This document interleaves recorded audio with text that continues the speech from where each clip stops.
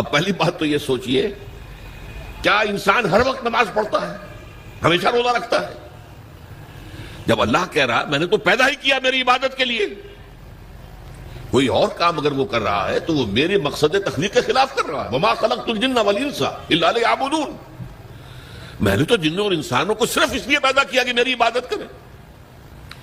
تو اصل میں بات کیا ہے، یہ نماز، روزہ، حج اور زکوٰۃ یہ بھی عبادات تو ہیں، اصل عبادت کچھ اور ہے۔ اصل عبادت کیا ہے؟ الحمدللہ وکفا والصلاة والسلام علی عبادہ الذین اصطفیٰ، خصوصاً علی افضلہم وخاتم النبیین محمد الامین وعلی آلہ وصحبہ اجمعین۔ اما بعد فاعوذ باللہ من الشیطان الرجیم، بسم اللہ الرحمن الرحیم۔ رب اشرح لی صدری ویسر لی امری واحلل عقدۃ من لسانی یفقہوا قولی۔ اللہم ربنا الہمنا رشدنا واعذنا من شرور انفسنا، اللہم ارنا الحق حقا وارزقنا اتباعہ وارنا الباطل باطلا وارزقنا اجتنابہ، اللہم وفقنا لما تحب وترضى، آمین یا رب العالمین۔ معزز حاضرین اور محترم خواتین، السلام علیکم ورحمۃ اللہ وبرکاتہ۔ آپ کے علم میں ہے کہ میرا آج کی گفتگو کا عنوان ہے کلمہ طیبہ، اور اس کے حوالے سے یا اس کی روشنی میں ہمارے دینی فرائض۔ بچپن میں مجھے امید ہے کہ بہت سے لوگ خوش نصیب ایسے ہوں گے اس مجمع میں جن کی تعلیم کا آغاز قاعدہ یسرنا القرآن سے ہوا ہو یا نورانی قاعدے سے ہوا ہو، اور پھر اس کے بعد حضرت مولانا مفتی کفایت اللہ رحمۃ اللہ علیہ کے کتابچے تعلیم الاسلام جو ہے انہیں پڑھائے گئے ہوں۔ ظاہر بات ہے کہ آج کل وہ رواج ختم ہو چکا ہے، آج کا ہمارا دور مادہ پرستی کا ہے۔ ہماری تعلیم میں بھی آپ کو معلوم ہے کہ کنڈر گارٹن جو ہے اس سے بات شروع ہوتی ہے، اور ممی اور پاپا یہ الفاظ جو ہیں وہ بچوں کو سکھائے جاتے ہیں، اللہ اور اس کے رسول کا نام عام طور پر نہیں پڑھایا جا رہا۔ لیکن یاد ہوگا آپ کو کہ اس سلسلے میں سب سے پہلے ایمان مفصل، ایمان مجمل یاد کرائے جاتے تھے، ایمان کیا کیا ہے، پھر 6 کلمے پڑھائے جاتے تھے۔ یہ 6 کلمے یوں سمجھیے کہ اسلام کی تعلیمات کا لب لباب اور خلاصہ ہیں۔ ان میں سے پہلے 2 کلمے کیا ہیں جو اہم ترین ہیں؟ کلمہ طیبہ، لا الہ الا اللہ محمد الرسول اللہ صلی اللہ علیہ وسلم، یہ مختصر ترین کلمہ ہے، اسے ہم کلمہ طیبہ کہتے ہیں، اور یہ سمجھیے کہ ہمارے دین کی جڑ اور بنیاد اور اساس ہے۔ دوسرا کلمہ اسی میں لفظ شہادت کا اضافہ ہو کر اشہد ان لا الہ الا اللہ واشہد ان محمد الرسول اللہ صلی اللہ علیہ وسلم۔ یہ کلمہ شہادت جو ہے یہ اسلام میں داخلے کا شاہ درا ہے۔ شاہ درا، در کہتے ہیں دروازے کو، شاہ درا بہت بڑا دروازہ۔ جو لوگ دلی سے واقف ہیں انہیں یاد ہوگا، معلوم ہوگا کہ دلی جو ہے وہ جمنا ندی یا جمنا دریا کے مغرب میں واقع ہے، اور مشرق سے جو بھی آتا ہے یو پی سے، اس کو پہلے ایک قصبے سے گزرنا پڑتا ہے جس کے بعد پل آتا ہے جمنا کا، اور اس قصبے کا نام ہے شاہدرہ پل۔ اسی طرح کا شاہدرہ ایک لاہور میں ہے۔ لاہور جو ہے وہ راوی کے جنوب مشرقی کنارے پر ہے، آباد ہے شہر۔ اب جو بھی پشاور سے، سرحد سے، اسلام آباد سے، پورے پنجاب سے لوگ آتے ہیں تو انہیں لاہور میں داخل ہونے کے لیے دریائے راوی کراس کرنا ہوتا ہے، لہذا وہاں بھی ایک قصبہ ہے جس کا نام شاہدرہ ہے۔ شاہدرہ یہ بڑا در ہے کہ جس سے داخل ہو کر آپ دلی میں یا لاہور میں داخل ہوں گے۔ اسی طرح میں نے عرض کیا کہ اسلام میں داخلے کے لیے شاہدرہ جو ہے وہ ہے اشہد ان لا الہ الا اللہ واشہد ان محمد رسول اللہ صلی اللہ علیہ وسلم۔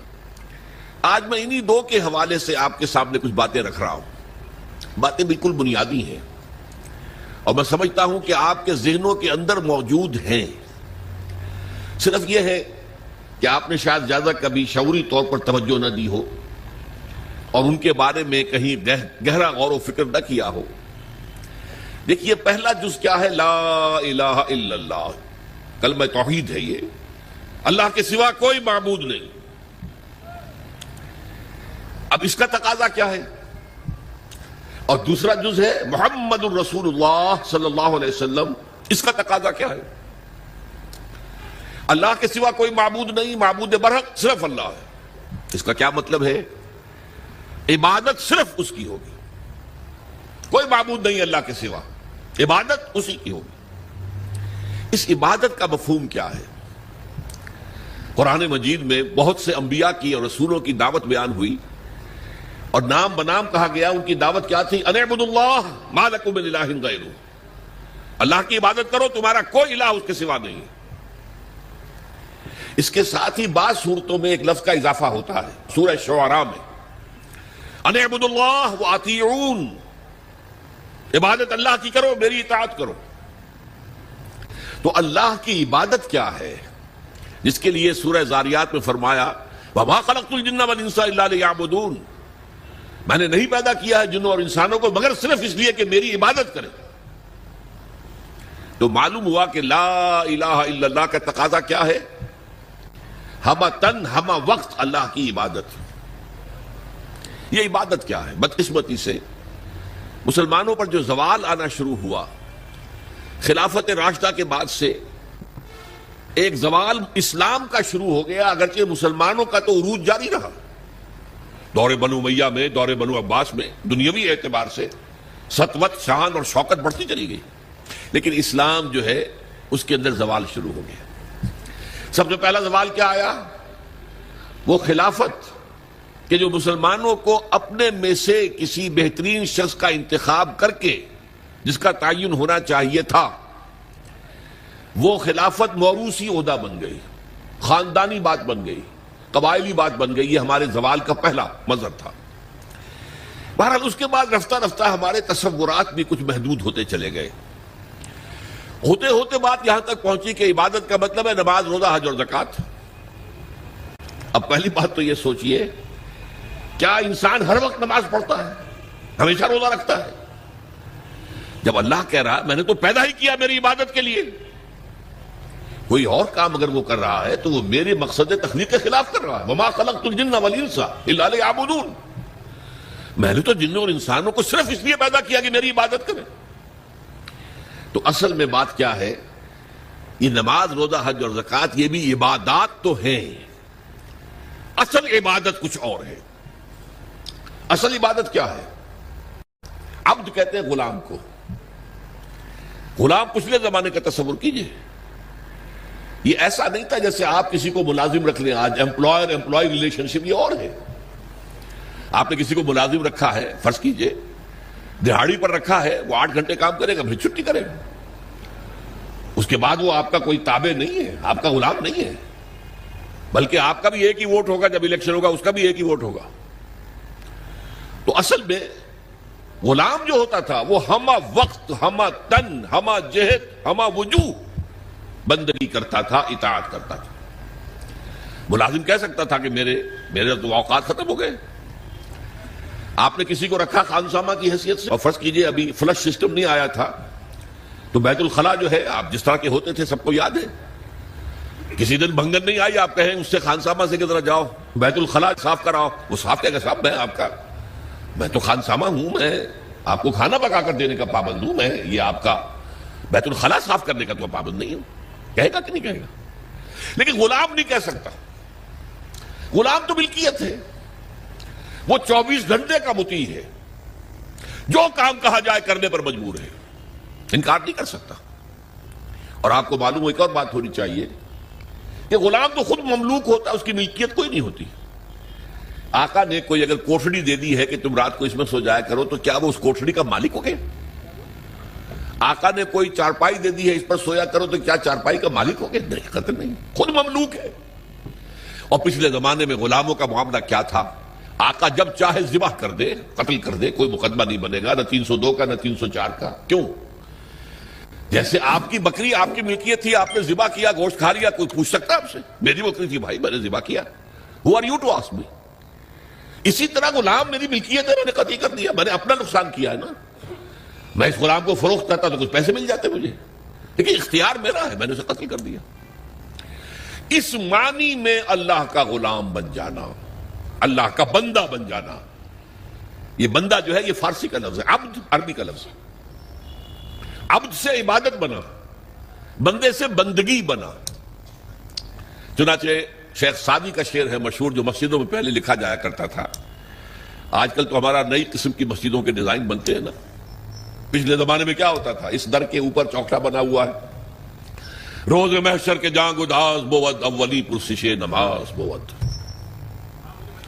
وہ قیامت کا دن جو بہت سخت ہے، پہلا حساب نماز کا ہوگا.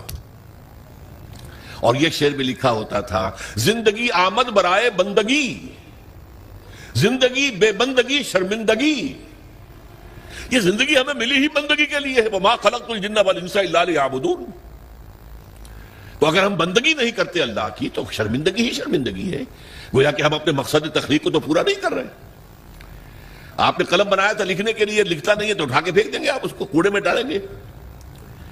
لہذا انسان کی تخلیق اور جنوں کی تخلیق بندگی کے لیے ہوئی. زندگی آمد برائے بندگی، زندگی بے بندگی شرمندگی. یہ ہما وقت، ہما تن، ہما وجوہ، ہما جہد اللہ کی اطاعت، یہ ہے عبادت. اس عبادت کے لیے عبادات ہمیں دی گئی ہیں. جیسے یہ اگر کھڑا ہوا ہے شامیانہ تو آپ نے دیکھا یہ جو بانس کھڑے ہوئے ہیں، یہ عبادت جو ہے اس کی چھت سمجھ لیجئے 4 ستونوں پر کھڑی ہے. نماز، روزہ، حج، زکات. نماز کس لیے؟ تاکہ 5 مرتبہ تازہ کر لو اللہ سے عہد بندگی، ایاک نعبد و ایاک نستعین. کہیں بھول مت جانا، صبح ہوئی ہے پہلے اپنا اللہ سے بندگی کا عہد تازہ کر لو، پھر دکان پہ جانا، پھر دفتر میں جانا، اور پھر دوپہر میں پھر نکلو، پھر تازہ کرو. وہ آپ کا لنچ آور ہوگا لیکن اس میں اللہ کو پہلے یاد کرو. پھر جب بہت زیادہ ایکٹیویٹی کا ٹائم ہوتا ہے شام کا، پھر یاد کرو اللہ کو عصر کے وقت، پھر مغرب کے وقت، پھر رات کو عشاء. 5 دفعہ یاد کرو اقم الصلاۃ لذکری، کہ تمہیں یہ بات یاد رہے کہ ہم اللہ کے بندے ہیں اور ہمارا کام بندگی ہے. ہما تن، ہما وجوہ، ہما وقت اللہ کی عبادت. روزہ کیوں دیا؟ تاکہ نفس کے اندر جو شیطنت ہے، ان النفس لامارۃ بالسوء، اس نفس کو کنٹرول کرنے کی عادت ہو جائے. بھوک برداشت کرو، کسی وقت کھانے کو حلال چیز نہیں مل رہی تو بھوک برداشت کرو، فوراً کسی حرام شے کے اندر منہ نہ مار دو. تمہارے اندر عادت ہونی چاہیے. پیاس شدید لگی ہوئی ہے تو اگر کوئی صحیح مشروب نہیں ہے تو ایسا نہ کرو کہ کیا کریں یہاں پر تو سوائے جو شراب کا کچھ ملتا ہی نہیں، تو لوگ شراب ہی پیتے ہیں. اس کے لیے مشق کرانے کے لیے 30 دن صبح سے شام تک جائز مشروب بھی نہ پیو، جائز کھانا بھی نہ کھاؤ، تاکہ تمہارے اندر صلاحیت پیدا ہو جائے کہ باقی 11 مہینوں میں ناجائز سے تو بچو. یہ ہے عبادت کے ساتھ ان عبادات کا تعلق. ایک بڑی ہمارے اندر جو ہے نفس کی خواہش، دولت پرستی، اس کو نکالنے کے لیے صدقہ، خیرات، انفاق، خرچ کرو خرچ کرو خرچ کرو، تاکہ یہ دولت کی محبت دل میں سے کھرچی جائے. اور یہ تینوں حکمتیں جمع کرنی ہے حج کے اندر. حج میں احرام کے اندر پابندیاں ہوتی ہیں، وہ روزے کے مشابہ ہیں. بڑی رقم خرچ ہوتی ہے، یہ زکوٰۃ و صدقات کے مشابہ ہو گئی. اس میں تلبیہ ہوتا ہے، لبیک اللہم لبیک لبیک لا شریک لک لبیک ان الحمد والنعمت لک والملک لا شریک لک. یہ اللہ کا ذکر ہو رہا ہے. تو ذکر اور انفاق اور نفس کو کنٹرول کرنا، یہ تینوں چیزیں جمع کر دی حج میں. وہ جامع عبادات، جامع العبادات. لیکن ان عبادتوں کے اوپر چھت آئے گی اسلام کی پوری، ہما جہد، ہما وقت اللہ کی بندگی، اللہ کی اطاعت. یہ جو عبادت ہے، ایک بات اور نوٹ کر لیجئے، یہ عبادت جو ہے زبردستی بھی دنیا میں کرائی جاتی رہی. مثلا بنی اسرائیل پر فرعون مسلط تھا، اپنے احکام منواتا تھا کہ نہیں؟ ہم پر انگریز حاکم تھا، اپنا قانون نافذ کرتا تھا کہ نہیں؟ تم اپنے قانون رکھو گھروں میں، تمہارے کتاب میں لکھا چور کے ہاتھ کاٹو، ہم نہیں کاٹیں گے. تمہاری سنت ہے رسول کی، شادی شدہ ہو زانی یا زانیہ اس کو رجم کرو، غیر شادی شدہ 100 کوڑے لگاؤ اور اعلان برسر عام لگاؤ. جاؤ رکھو اپنے گھر میں، آیتیں پڑھ لیا کرو، ثواب لے لیا کرو، یہاں تو ہمارا قانون چلے گا۔ اور ہم اطاعت کرتے تھے کہ نہیں؟ یہ اطاعت جو ہے یہ فورس تھی، زبردستی کی تھی، جبر کے ساتھ تھی، اس کو عبادت نہیں کہیں گے۔ عبادت وہ اطاعت ہے اللہ کی اور اس کے رسول کی جو اپنی دلی آمادگی سے کی جائے، اللہ اور اس کے رسول کی محبت میں سرشار ہو کر کی جائے۔ یہ ڈائمنشن جو ہے عبادت کی کہ محبت اس کا جزو لازم ہے۔ اللہ لا ایمان لمن لا محبت لہ، دیکھو جس کے اندر محبت نہیں ہے اللہ کے اس کے رسول کی، اس کا کوئی ایمان نہیں۔ اللہ کا عشق، اللہ کے رسول کا عشق، اس سے سرشار ہو کر اللہ کی اطاعت، اللہ کے رسول کی اطاعت پوری زندگی میں، یہ عبادت ہے۔ اور اس میں نوٹ کیجئے، اس عبادت میں اللہ کی اطاعت بھی ہے، رسول کی اطاعت بھی ہے۔ نماز آپ پڑھتے ہیں کیسے پڑھتے ہیں؟ جیسے رسول نے سکھائی صلی اللہ علیہ وسلم۔ صلو کما رأیتمونی اصلی، نماز ایسے پڑھو جیسے مجھے دیکھتے ہو کہ میں پڑھتا ہوں۔ صحابہ نے حضور کو دیکھا، تابعین نے صحابہ کو دیکھا، تبع تابعین نے تابعین کو دیکھا، یہ نسل بعد نسل، تو نظام جو بنتا ہے عبادت کا اس میں اللہ کی اطاعت بھی ہے اور اللہ کے رسول کی اطاعت۔ اطیعوا اللہ و اطیعوا الرسول بار بار قرآن میں آتا ہے، بار بار آتا ہے۔ اور میں نے آپ کو بتایا کہ بہت سے رسولوں کی دعوت تو آئی ان اعبدوا اللہ ما لکم من الہ غیرہ، لیکن اسی کو دوسری جگہ پر بیان کیا گیا ان اعبدوا اللہ واطیعون، اللہ کی عبادت کرو میری اطاعت کرو۔ تو ہمہ تن، ہمہ وقت، ہمہ وجوہ اللہ کی بندگی، اللہ کی اطاعت رسول کے طریقے پر، یہ ہے عبادت۔ اس کے لیے ہمیں پیدا کیا گیا۔ اب اس میں ابھی تک کی جو باتیں تھیں وہ تو ذرا میٹھی تھی، ذرا کڑوی بات بھی آ جائے۔ اگر جزوی اطاعت ہوگی تو وہ اللہ کے ہاں قبول نہیں ہے، وہ منہ پر دے ماری جاتی ہے۔ آپ کہیں نماز کا حکم اللہ نے دیا ہے، یہ میں پڑھتا ہوں اور اسی طرح پڑھتا ہوں جیسے کہ حضور پڑھتے تھے، ٹھیک ہے بھائی، لیکن اللہ نے سود کو حرام کیا ہے، بھائی یہ تو مجبوری ہے میری، میں کیا کروں، اس کے بغیر تو کاروبار چلتا نہیں۔ یہ معاملہ اب بہت مخدوش ہو گیا۔ اللہ کے بعض احکام کو ماننا اور بعض کو پاؤں تلے رونک دینا، اس پر جو غضب اللہ تعالیٰ کا اس کو سمجھ لیجئے۔ سورہ بقرہ کی آیت نمبر 85، افتؤمنون ببعض الکتاب وتکفرون ببعض، کیا تم ہماری کتاب اور ہماری شریعت اور ہمارے قانون اور ہمارے احکام کے ایک حصے کو مانتے اور ایک دوسرے کو نہیں مانتے؟ فما جزاء من یفعل ذلک منکم، تو کوئی سزا نہیں ہے اس کی جو یہ طرز عمل اختیار کریں گے۔ اللہ کی اطاعت جزوی، یہ مانیں گے یہ نہیں مان سکتے، یہ کریں گے یہ نہیں کر سکتے۔ فما جزاء من یفعل ذلک منکم الا خزی فی الحیاۃ الدنیا، اس کی سزا اس کے سوا کچھ نہیں کہ دنیا کی زندگی میں تو ذلیل اور خوار اور رسوا کر دیے جائے۔ وَيَوْمَ الْقِيَامَةِ يُرَدُّونَ فِي أَشَدِّ الْعَذَابِ، يُرَدُّونَ إِلَىٰ أَشَدِّ الْعَذَابِ، اور قیامت کے دن شدید ترین عذاب میں جھونک دیے جائے۔ دیکھیے یہ میرا قول نہیں، میں تو اللہ کی بات بتا رہا ہوں۔ پہلا حصہ آج پوری دنیا میں ہمیں نظر آ رہا ہے، ہم ذلیل و خوار ہیں۔ شاعر کہتے رہے ہیں آج کیوں ذلیل کے کل تک نہ تھی پسند، گستاخی فرشتہ ہماری جناب میں۔ دنیا میں ہر مسلمان جو ہے، ہر انسان چوتھا یا پانچواں انسان مسلمان ہے، 1/4 آف ورلڈ پاپولیشن اور 1/5 ایٹ لیسٹ، لیکن مسلمانوں کے لیے عزت کہیں نہیں ہے، ذلت۔ دنیا کے معاملات میں ہم سے کوئی رائے نہیں دیتا۔ کسنوی پرست کے بھیا کشتی تم کون ہو؟ اب G7 بیٹھیں گے فیصلہ کریں گے، G8 ہوں گے، G9 ہوں گے، G13 ہوں گے، G15 ہوں گے، یا یہ کہ سیکیورٹی کونسل ہوگی UN کی، وہ فیصلہ کرے گی تم کون ہو؟ کوئی مسلمان ملک نہ 3 میں نہ 13 میں، نہ G7 میں نہ G15 میں، کوئی بھی نہیں۔ ہماری پالیسیاں کوئی اور بناتے ہیں، ہمارے پاس تو کوئی کنڈولیزا رائس آ جاتی ہے یا اس سے پہلے کوئی اور آ جاتا تھا اور آ کر حکم دے کے چلے جاتے ہیں یہ کرو، اور کرتے ہیں، دونوں ہاتھ جوڑ کر کرتے ہیں۔ یہ صورتحال کیوں ہے؟ یہ ذلت اور یہ رسوائی۔ اور ایک بات پر توجہ کیجئے، آج دنیا میں اس پورے گلوب میں جہاں بھی خون بہتا ہے مسلمان کا بہتا ہے۔ 50 برس سے کشمیر میں اور فلسطین میں کس کا خون بہ رہا ہے؟ بوسنیا میں کس کا بہا؟ کوسوو میں کس کا بہا؟ مقدونیہ میں کس کا بہا؟ چچنیا میں کس کا خون بہ رہا ہے؟ فلپائنز میں کس کا خون بہ رہا ہے؟ تھائی لینڈ میں اب شروع ہو گیا ہے۔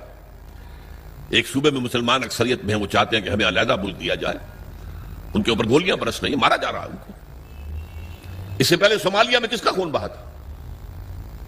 نوٹ کر لیجئے، آج اس کرۂ ارضی پر خون جہاں بہ رہا ہے وہ مسلمان کا۔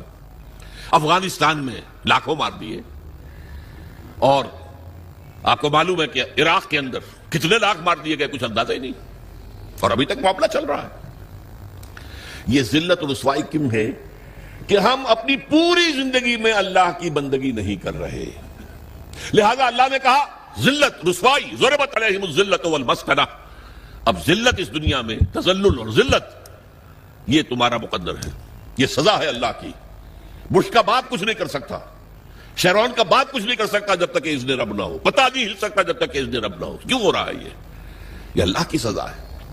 فما جزاء من يفعل ذلك منكم الا خزي في الحياة الدنيا ويوم القيامة يردون الى اشد العذاب۔ جو لوگ بھی یہ روش اختیار کریں کہ دین کا ایک حصہ قبول سر آنکھوں پر اور ایک حصہ پاؤں تلے، ان کی سزا اس کے سوا کچھ نہیں کہ دنیا کی زندگی میں ذلیل و خوار کر دیے جائے، اور آخرت کی زندگی میں قیامت کے دن شدید ترین عذاب میں جھونک دیے جائے۔ یہ طرز عمل اللہ کو کافروں کے مقابلے میں، اگر مسلمان یہ طرز عمل کرے گے تو کافروں سے بدتر ہے اللہ کی نگاہ میں۔ وہ تو صرف صاحب کہتے ہیں ہم نہیں مانتے محمد کو صلی اللہ علیہ وسلم، ہم نہیں مانتے قرآن کو، نہیں مانتے۔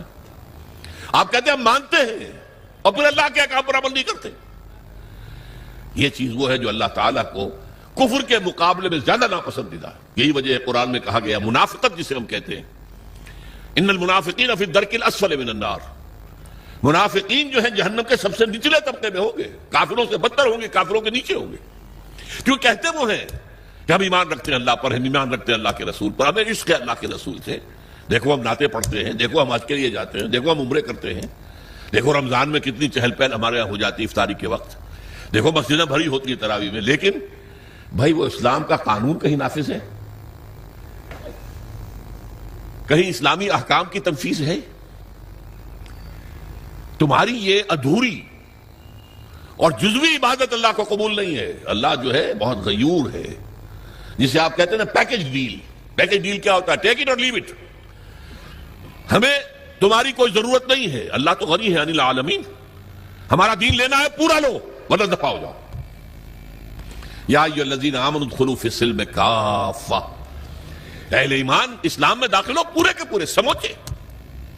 جزوی اسلام اسلام نہیں ہے، جزوی عبادت عبادت نہیں ہے، جزوی بندگی بندگی نہیں ہے، بلکہ ڈٹائی ہے، ڈٹائی اللہ کے ساتھ مذاق ہے۔ قرآن مجید میں آیا ہے نا کہ یہ لوگ جو ہیں یخادعون اللہ والذین آمنوا وما یخدعون الا انفسهم، یہ دھوکہ دینا چاہتے ہیں اللہ کو اور اہل ایمان کو، حالانکہ دھوکے اپنے آپ کو ڈالا ہوا۔ تو پہلی بات بڑی سخت ہو گئی، اسی لیے اقبال کہتا ہے چمی گویم مسلمانم بلرزم کہ دانم مشکلات لا الارا۔ میں جب کہتا ہوں میں مسلمان ہوں تو مجھ پر لرزہ طاری ہوتا ہے، اس لیے کہ مجھے معلوم ہے لا الہ الا اللہ کہہ دینا آسان ہے، اس پر پورا اترنا بہت مشکل ہے۔ اللہ کی ہمہ تن، ہمہ وقت، ہمہ وجوہ، ہمہ جہت اطاعت، رسول کی اطاعت کے ذریعے سے، یہ عبادت ہے جس کے لیے کہ ہمیں پیدا کیا گیا۔ اب صورتحال اس وقت کیا ہے؟ ظاہر بات ہے کہ میں اور آپ یہاں پر اللہ کا شریعت نافذ ایک دم تو نہیں کر سکتے، لیکن ہماری عبادت جو ہے وہ تو ادھوری ہو گئی۔ ہم اس ملک کے فرد ہیں، ہم شہری ہیں، ہم ووٹ ڈالتے ہیں، ہم لوگوں کو چنتے ہیں، وہ جا کر جو ہے حکومتیں بناتے ہیں، لیکن حکومت وہ ہے جو اللہ کے احکام کو نافذ نہیں کر رہی، جس کو کہا گیا وَمَن لَّمْ يَحْكُم بِمَا أَنزَلَ اللَّهُ فَأُولَٰئِكَ هُمُ الْكَافِرُونَ، جو اللہ کی اتاری ہوئی شریعت کے مطابق فیصلے نہیں کرتے وہی تو کافر ہیں۔ تم نے کسے کافر سمجھا ہے؟ بتوں سے تجھ کو امید ہے، خدا سے نو امیدی، مجھے بتا تو صحیح اور کافری کیا ہے؟ کافری تو یہی ہے وَمَن لَّمْ يَحْكُم بِمَا أَنزَلَ اللَّهُ فَأُولَٰئِكَ هُمُ الْفَاسِقُونَ وَمَن لَّمْ يَحْكُم بِمَا أَنزَلَ اللَّهُ فَأُولَٰئِكَ هُمُ الظَّالِمُونَ۔ یہ تین فتوے ہیں مفتی اعظم، اللہ سے بڑا مفتی تو کوئی نہیں، اور تین فتوے اس کے ہیں یہ جو اللہ کی اتاری ہوئی شریعت کے مطابق فیصلے نہیں کہتے وہی تو کافر ہیں، وہی تو مشرک ہیں، وہی تو فاسق ہیں، باغی۔ یہ سورہ مائدہ کے 7ویں رکوع کے اندر یہ تینوں فتوے موجود ہیں۔ اب کیا کریں؟ ہمارا پورا معاشی نظام سود پر مبنی، انٹرسٹ بیس کیپیٹلسٹک سسٹم، یہودیوں کا ایجاد کردہ نظام بینکنگ آج پوری دنیا میں ہے. اب ہم بھی اس کے اندر زیادہ سے زیادہ آپ یہی کر سکیں گے نا کہ براہ راست ملوث نہ ہوں.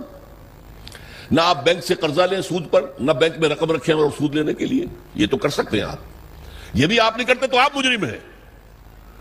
لیکن یہ ہے کہ آپ اپنی معیشت سے سود کو خارج تو نہیں کر سکتے. حضور نے فرمایا ایک زمانہ آئے گا کہ لوگ اگر سود کھائیں گے نہیں تب بھی سود کا دخان، دھواں اور سود کا غبار، گردہ ان کے اندر جائے گا لازماً. کیوں؟ گندم کا ایک دانہ آپ کھاتے ہیں، اس کے لیے بیج خریدا گیا تھا سودی قرضے پہ، اس کے لیے فرٹیلائزر خریدے گئے سودی قرضے پہ، پیسٹی سائیڈ خریدے گئے سودی قرضے پر، اس کے لیے جو ٹریکٹر خریدا گیا سودی قرضے پر، فصل کاٹنے کے لیے ہارویسٹر دیا گیا سودی قرضے پر.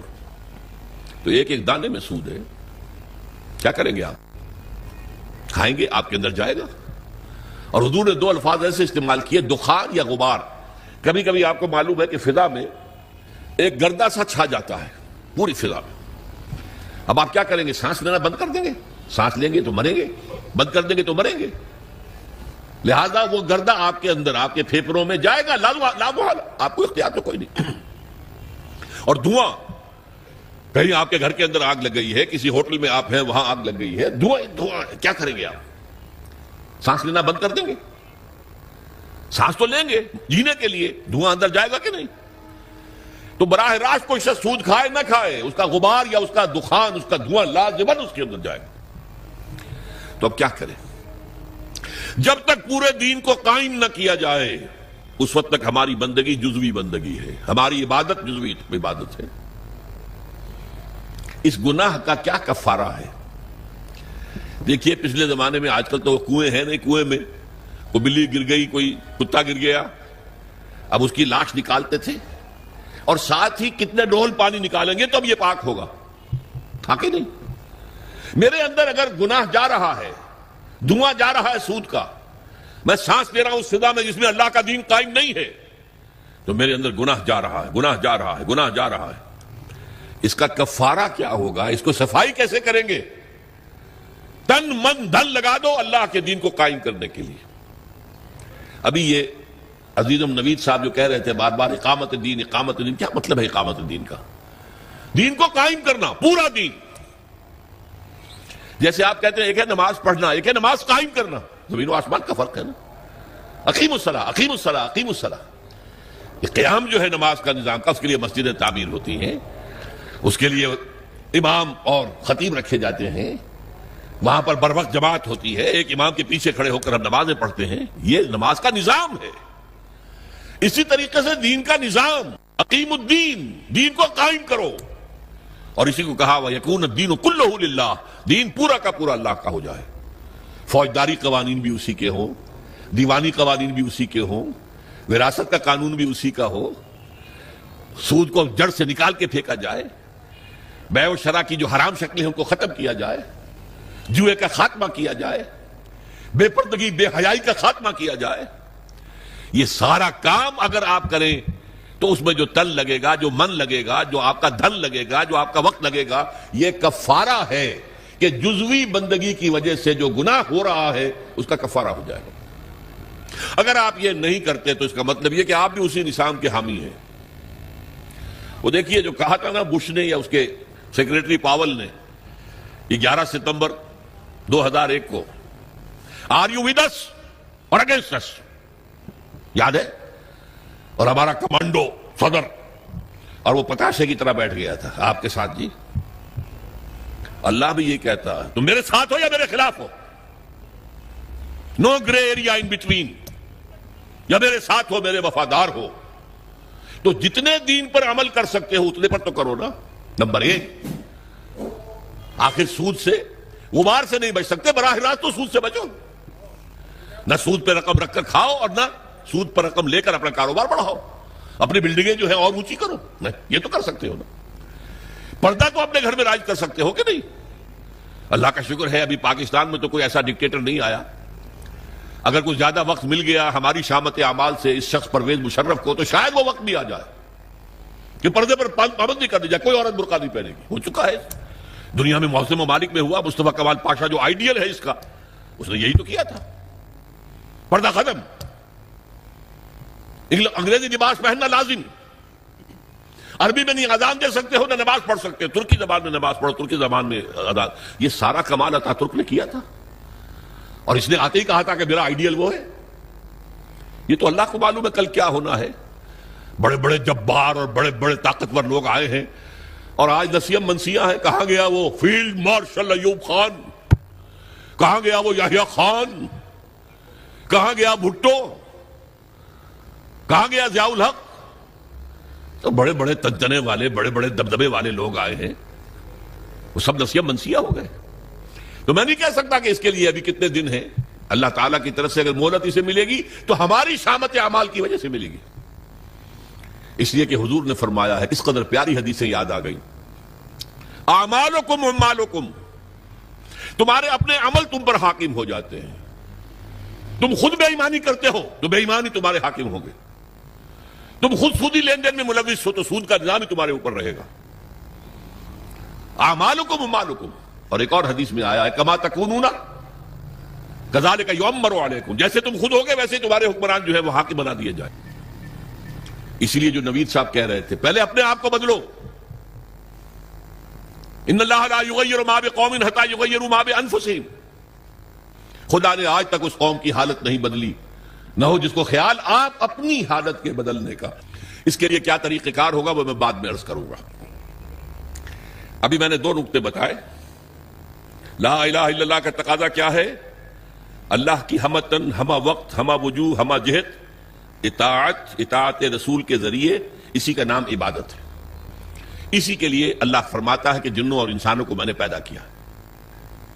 جیسے میں نے کہا تھا نماز تو ہر وقت نہیں پڑھتے آپ. جو پابندی سے پڑھتا ہے وہ بھی 2-2.5 گھنٹے ہی 24 گھنٹے میں لگتے ہوں گے نا اس کے نماز میں. باقی 21.5 گھنٹے کیا کرے گا؟ عبادت کرے گا. یعنی جو کام کرے گا شریعت کے دائرے میں کرے گا. یہی عبادت ہو رہی ہے. کمائی کرے گا حلال ذریعے سے کرے گا، کھانا کھائے گا حلال کھائے گا.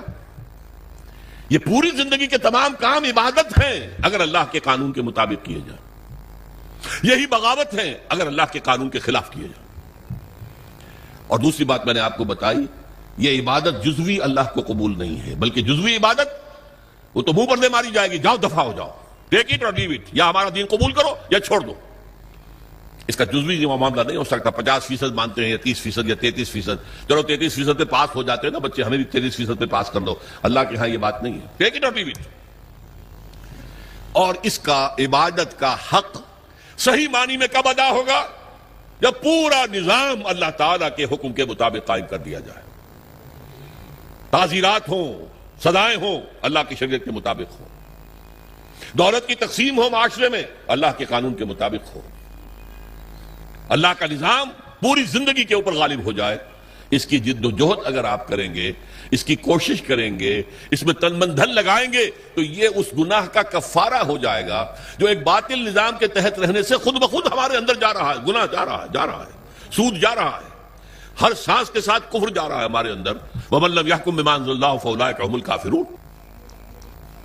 تو یہ 2 باتیں واضح ہو گئیں. لا الہ الا اللہ کا تقاضا کیا ہے، اور اس کی تکمیل کب ہوتی ہے؟ جبکہ پورا نظام زندگی اللہ کے قانون کے مطابق قائم ہو جائے. اب آئیے محمد الرسول اللہ صلی اللہ علیہ وسلم، اس کا تقاضا کیا ہے؟ دیکھیے پہلی تو بات ہے اطاعت. رسول کی بھی اطاعت ہوگی، اطیعوا اللہ واطیعوا الرسول، اطاعت کرو اللہ کی، اللہ کے رسول کی. لیکن اس کو میں نے شامل کر دیا عبادت کے اندر. اللہ کی اطاعت رسول کی اطاعت کے ذریعے سے ہوگی، تو اس کو بریکٹ کر دیا میں نے. اللہ کی اطاعت رسول کی اطاعت یہ مل کر عبادت بن گئے. دوسرا اصل تقاضا کیا ہے بحیثیت امت، یہ سمجھ لیجیے آپ. رسول کس لیے بھیجے جاتے تھے؟ لوگوں کے سامنے اللہ کے دین کو پیش کرنا، دعوت دینا، تبلیغ کرنا، اور کوشش کرنا کہ اللہ کا دین قائم ہو جائے. اس لیے آتے تھے نا. اب حضور پر رسالت اور نبوت ختم، انسان تو ختم نہیں ہو گئے. ان کو یہ دعوت کون دے گا؟ اب یہ ہے رسول کے امتی ہونے کی حیثیت سے ہمارا فرض. قرآن مجید میں اس کے لیے کہا گیا ہے، اصطلاح ہے شہادت علی الناس، لوگوں پر حجت قائم کر دینا، تاکہ قیامت میں لوگ یہ نہ کہہ سکیں کہ اللہ ہمیں تو تیرا دین کسی نے پہنچایا ہی نہیں، ہم سے حساب کتاب کائے گا۔ میری بات سمجھ لیجئے، اگر کوئی دین پہنچا دے، اس کا حق ادا کر دے، اب ان کے پاس کوئی عذر نہیں ہوگا۔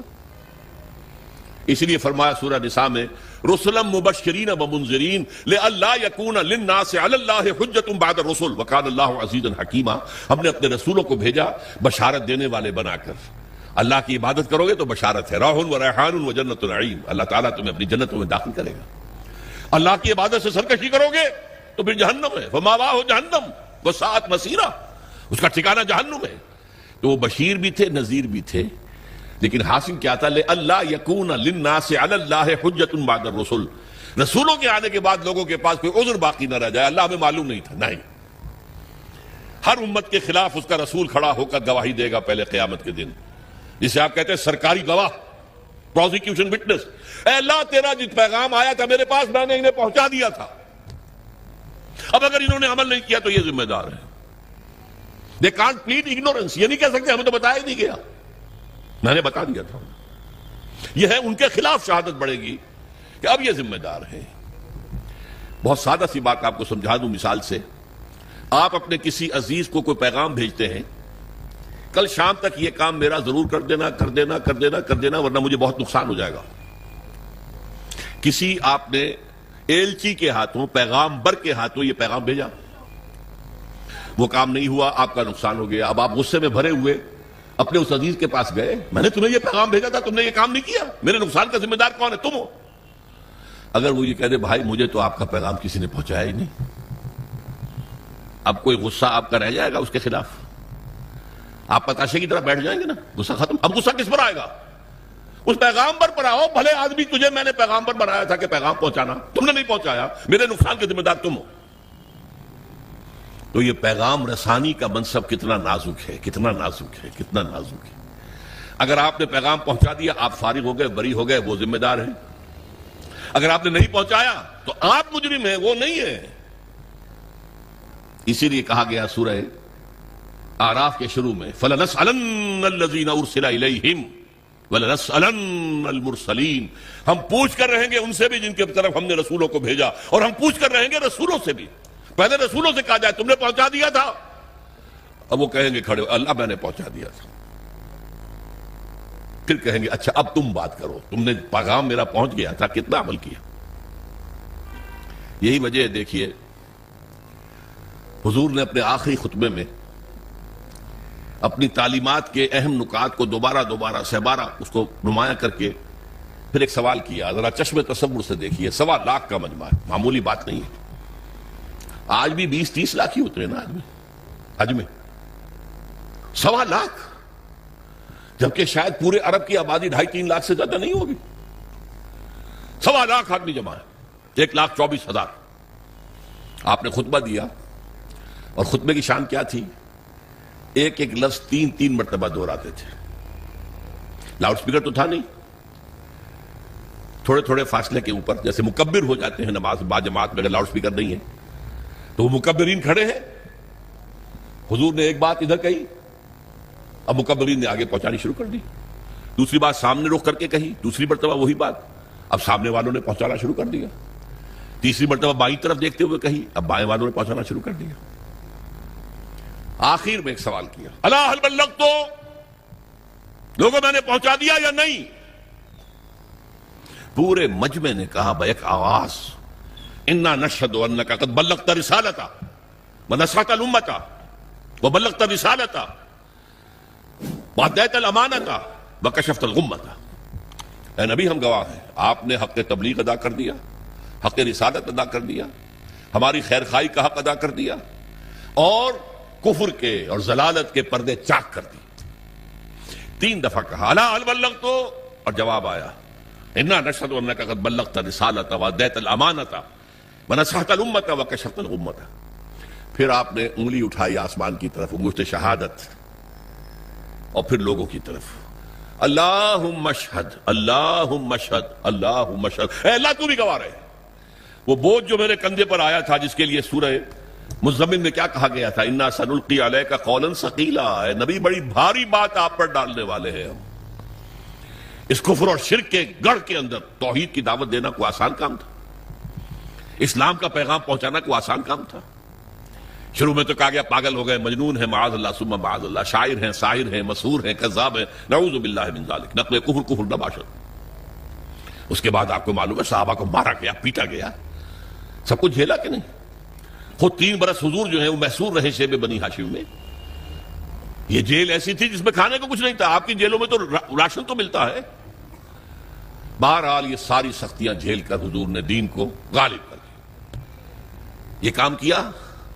لیکن اس وقت آپ نے کیا فرمایا؟ اپنی بات 3 دفعہ کہہ کر الا هل بلغت انا نشهد انك قد بلغت رسالة واديت الامانة ونصحت الامة وكشفت الغمة، پھر کہا فَلْيُبَلِّغِ الشَّاهِدُ الْغَائِبَ، اب تمہارے ذمے ہے جو یہاں ہے وہ پہنچائیں پورے 4 ڈانگے عالم تک اس پیغام، اس لیے کہ میں صرف تمہارے لیے رسول بن کر نہیں آیا تھا۔ وَمَا أَرْسَلْنَاكَ إِلَّا كَافَّةً لِلنَّاسِ بَشِيرًا وَنَذِيرًا، اے نبی ہم نے نہیں بھیجا ہے آپ کو مگر پوری نوع انسانی کے لیے بشیر اور نذیر بنا کر۔ آپ واحد رسول ہیں اللہ کے، واحد۔ ویسے کہا جاتا 313 رسول آئے ہیں، قرآن مجید میں جن کا ذکر ہے وہ تو 28-29 ہیں انبیاء اور رسل، لیکن یہ کہ کہا جاتا نبی تو آئے ہیں 1.25 لاکھ، جتنے کہ حجۃ الوداع میں موجود تھے صحابہ، اور رسول آئے ہیں 313 جتنے کہ بدر کے میدان میں مجاہد موجود تھے۔ بہرحال حضور نے فرمایا میں تو پوری دنیا کے لیے رسول بنا کر بھیجا گیا، میں نے تمہیں پہنچا دیا، تم پہنچاؤ آگے، تاکہ میں تمہارے خلاف گواہ بنوں گا قیامت کے دن۔ اے اللہ میں نے انہیں پہنچا دیا تھا، now they are responsible, they are accountable, اور تمہیں یہی گواہی دینی ہوگی اے اللہ تیرے رسول نے جو ہمیں پیغام پہنچایا تھا آپ نے پوری دنیا میں پھیلا دیا۔ اس مضمون کے لیے لفظ شہادت آتا ہے قرآن میں، اس لیے کہ شہادت کا لفظ جو ہے وہ رسالت کی اصطلاح کے طور پر ہے۔ یا ایھا النبی انا ارسلناک شاہدا وبشیرا ونذیرا وداعیا الی اللہ باذنہ وسراجا منیرا۔ سورہ مزمل میں فرمایا انا ارسلنا الیکم رسولا شاہدا علیکم کما ارسلنا الی فرعون رسولا، تو اے محمد آپ شاہد ہیں ان پر، دنیا میں آپ گواہی دیں گے اسلام کی اپنے قول سے، اپنے عمل سے، قیامت میں آپ کھڑے ہو کر اللہ کی بارگاہ میں عدالت اخروی میں آپ پروزیکیوشن وٹنس کی حیثیت سے ہوں گے، آپ کہیں گے اے اللہ میں نے انہیں بات پہنچا دی تھی، اب یہ جواب دے ہیں، they are responsible, they are accountable. یہ فرض ہے امتی ہونے کی حیثیت سے جو ہم پر عائد ہوتا ہے۔ دیکھیے میں نے یہاں لفظ سنت کا استعمال نہیں کیا ہے، عام طور پر سنت کو ہم سمجھتے ہیں عبادات کے ضمن میں، وضو میں سنتیں کتنی ہیں، فرض کتنے ہیں، اور ہر رکعت میں فرائض کیا کیا ہیں وغیرہ وغیرہ۔ اصل میں اتباع ہے وہ لفظ جس کے بارے میں قرآن میں فرمایا گیا کہ قل ان کنتم تحبون اللہ فاتبعونی یحببکم اللہ، اے نبی ان سے کہہ دیجئے اگر تم اللہ سے محبت کرتے ہو تو میرا اتباع کرو، اللہ تم سے محبت کرے گا۔ یہ اتباع کسے کہتے ہیں؟ پیروی کرنا، پیچھے پیچھے چلنا، اتباع۔ اتباع میں وہ شے بھی آ جائے گی جس کا حکم دیا، اور وہ شے بھی جس کا حکم نہیں دیا لیکن آپ نے کیا۔ اتباع محبت کے جذبے سے سرشار ہو کر، اللہ اور اس کے رسول کی محبت سے سرشار ہو کر، ہمہ وقت، ہمہ تن، ہمہ وجوہ، ہمہ جہت اطاعت اللہ کے اور اس کے رسول کی، یہ عبادت ہے، یہ لا الہ الا اللہ کا تقاضا ہے۔ اور اللہ کے رسول پر ایمان لانے کا تقاضا کیا ہے؟ جس طرح حضور نے 23 برس، غور کیجئے، جب آپ کے پاس وحی شروع ہو گئی اور آپ حکم آ گیا یا ایھا المدثر قم فانذر وربک فکبر، اے لحاف میں لپٹ کر لیٹنے والے صلی اللہ علیہ وسلم اب کھڑے ہو جاؤ، کمر کس لو، لوگوں کو خبردار کرو کہ اللہ کے حضور میں حاضر ہونا پڑے گا، وہاں جواب دہی کرنی پڑے گی، اور اپنی رب کی کبریائی کا اعلان کرو، اللہ اکبر، اللہ سب سے بڑا ہے، اللہ کی بات سب سے اونچی ہونی چاہیے، لتکون کلمۃ اللہ ہی العلیٰ۔ یہ جو ہے کام حضور نے 40 برس کی عمر میں وہی کا آغاز ہوا نا، کبھی آپ نے سوچا اس کے بعد آپ نے کوئی معاش کا کام کیا؟ تاجر تھے آپ، بہت اچھے تاجر تھے، بہت کامیاب تاجر تھے، ایکسپورٹ امپورٹ کا بزنس تھا. آپ قافلے لے کر جاتے تھے شام اور واپس آتے تھے, اور اسی تجارت میں آپ کا اخلاق, آپ کا کردار, آپ کی صداقت, آپ کی امانت ایسی ظاہر ہوئی کہ عرب کی متمول ترین خاتون حضرت خدیجہ الکبریٰ رضی اللہ تعالی عنہا نے خواہش ظاہر کی شادی کی. لیکن جب آپ پر وحی آ گئی, اس کے بعد 23 برس کوئی اور کام کیا سوائے دین کی تبلیغ اور دین کو قائم کرنے کی جدوجہد. تبلیغ کے لیے تو فرمایا یا ایھا الرسول بلغ ما انزل الیک من ربک وان لم تفعل فما بلغت رسالتہ. اے رسول صلی اللہ علیہ وسلم پہنچا دو جو کچھ بھی نازل ہوا ہے تم پر تمہارے رب کی طرف سے, اگر نہیں کرو گے تو رسالت کا حق ادا نہیں ہوگا. یہی وجہ ہے کہ وہ آیتیں بھی حضور نے ہمیں سنا دی جن میں حضور پر گرفت کی گئی تھی. یا ایھا النبی لما تحرم ما احل اللہ لک, اے نبی کیوں حرام ٹھہراتے ہو اپنے اوپر جو اللہ نے تم پر حرام کیا. ہو سکتا تھا حضور چھپا لیتے کہ میری یہ پکڑ جو اللہ نے کی ہے, کیوں مسلمان ہمیشہ اس کو پڑھتے رہے. پکڑ آئی تھی کہ نہیں, ابا صاحب اللہ جاہ العامہ, ماتھے پر تیوری ڈال لی, منہ موڑ لیا کہ ایک اندھا نابینا آیا تھا آپ کے پاس. وما یدریک لعلہ یزکیٰ او یذکر فتنفعہ الذکریٰ. اس کے لیے لفظ عتاب استعمال کیا حضور نے. عبداللہ ابن ام مکتوم کی شان میں یہ آیات نازل ہوئی ہیں. اس کے بعد جب بھی آتے تھے وہ نابینا صحابی عبداللہ ابن مکتوم, تو حضور کیا فرمایا, مرحبا بالذی عاتبنی اللہ فیہ, آؤ بھائی خوش آمدید میرے اس ساتھی کے لیے جس کے ضمن میں اللہ نے مجھ پر عتاب فرمایا. عاتبنی اللہ فیہ, عتاب کیا مجھ پر. وہ آیتیں بھی قرآن میں ہے کہ نہیں, تو نوٹ کر لیجئے. ایک ایک حرف پہنچانا ہے محمد آپ کو صلی اللہ علیہ وسلم. اگر ایسا نہیں کرو گے تو رسالت کا ادا نہیں ہوگا. اب یہی کام امت کے ذمے کر کے آپ گئے صلی اللہ علیہ وسلم. اس میں پہلا دور وہ ہے جو آپ کے صحابہ نے جانیں دے دی, قربان کر دی. کہاں کہاں کوئی شہید ہوا, کوئی ایران میں, کوئی عراق میں, کوئی شام میں, کوئی خراسان میں, کوئی ہندوستان میں آ کے شہید ہوئے. کس لیے؟ اللہ کا دین غالب ہو, اللہ کا پیغام پہنچ جائے. دور صحابہ اور تابعین کے بعد عام مسلمان جو ہیں وہ تو دنیا پرستی کے اندر لگ گئے بدقسمتی سے. خلافت ملوکیت میں بدل گئی. پھر یہ کام, یہ جھنڈا کس نے بلند رکھا؟ وہ صوفیاء کرام نے بلند رکھا. معین الدین اجمیری رحمت اللہ علیہ کیوں آئے تھے اجمیر میں, حالانکہ وہ راجپوتوں کی طاقت کا گڑھ, رائے پتھورا کا مرکز. شیخ علی اجمیری تو لاہور میں اس وقت آئے تھے جہاں لاہور اسلامی حکومت میں شامل ہو چکا تھا. لیکن معین الدین اجمیری تو اس وقت آئے ہیں جبکہ یہ پورا راجستھان جو ہے راجپوتوں کی سرزمین, اور اس میں رائے پتھورا پرتھوی راج بہت سخت, بہت زبردست, اور وہاں جا کر بیٹھ گئے. 90,000 ہندو ان کے ہاتھ پر ایمان لائے. یہ ہمارے پنجاب کے جو دو بڑے بڑے قبیلے ہیں وٹو اور سیال, یہ دونوں قبیلے ان کے ہاتھ پر ایمان لائے. بلکہ یہ دونوں قبیلے تو ان کے پوتے شاگرد کے ہاتھ پر ایمان لائے. یعنی شیخ معین الدین اجمیری رحمت اللہ علیہ خواجہ معین الدین کے جو ان کے خلیفہ تھے, خواجہ بختیار کاکی رحمت اللہ علیہ ان کے خلیفہ تھے جو پاک پٹن میں دفن ہیں, بابا فرید گنج شکر رحمت اللہ علیہ, ان کے ہاتھ پر یہ دونوں قبیلے ایمان لائے. بہرحال یہ کام کیا ہے مسلمانوں نے. پہلے کیا ہے بحیثیت امت, بحیثیت قوم, بحیثیت حکومت. اللہ کے دین کو پھیلانا ہے, اللہ کا قانون نافذ کرنا ہے. کس لیے گئے تھے وہ؟ کیا وہ دنیا بنانے گئے تھے؟ شہادت ہے مطلوب و مقصود مومن, نہ مال غنیمت نہ کشور کشائی. پھر جب عام مسلمان اور بادشاہ جو ہمارے بن گئے وہ بھی عیش پرست ہو گئے, محل بنانے شروع کر دیے, جو دنیا میں اور عیاشیاں ہو کرتے تھے بادشاہ انہوں نے بھی شروع کر دی. تو پھر صوفیاء کرام نے وہ جھنڈا سنبھال لیا, ان کے ذریعے سے یہ دعوت پھیلی ہے. یہ عرب تاجر تھے, وہ اپنے حسن خلق کی بنیاد پر, یہ سارا جو ہندوستان کا مغربی ساحل ہے جسے مالابار کہتے ہیں آپ, یہاں سارا اسلام جو آیا عرب تاجروں کی وجہ سے آیا. پورا یہ ملک جو ہے انڈونیشیا, ملیشیا, یہ ملایا, سماٹرا, جاوا, یہ سارے یہ بھی عرب تاجروں کی وجہ سے ایمان لائے. وہاں کبھی چڑھائی نہیں کی گئی, کبھی وہاں تلوار نہیں اٹھی اسلام کے لیے, بلکہ عرب تاجروں کی تبلیغ سے اور ان کی خوش خلقی, ان کے جو کاروبار میں صداقت اور امانت کے عنصر دیکھے ایمان لے آئے لوگ. بہرحال یہ جان لیجئے کہ اس کے بعد سے جبکہ یہ ادارہ بھی کم ہو گیا, کمزور ہو گیا, اب امت مسلمہ وہ کام سرے سے نہیں کر رہی. یہ وہ جرم ہے بحیثیت امت جو ہمیں کام کرنا چاہیے تھا. ہم امین ہیں قرآن کے, ہم امین ہیں اللہ کی شریعت کے, اور فخر کرتے ہیں ہم اس پر. سارے نبیوں سے افضل ہمارا نبی یقیناً ہے, لیکن اس افضل نبی صلی اللہ علیہ وسلم نے آپ پر کیا ذمہ داری ڈالی تھی؟ بلغوا انی ولو آیا، میرا کوئی ایک بھی امتی نہ رہ جائے جو قرآن کی تبلیغ نہ کرے، چاہے ایک ہی آیت آتی ہے ایک ہی آیت کی تبلیغ کرے۔ یہ حدیث ہے کہ نہیں رسول کی؟ کوئی میرا امتی فارغ نہ رہے اس سے۔ یہ کام ہے جو بحیثیت امتی ہمارے کندھے پر ہے۔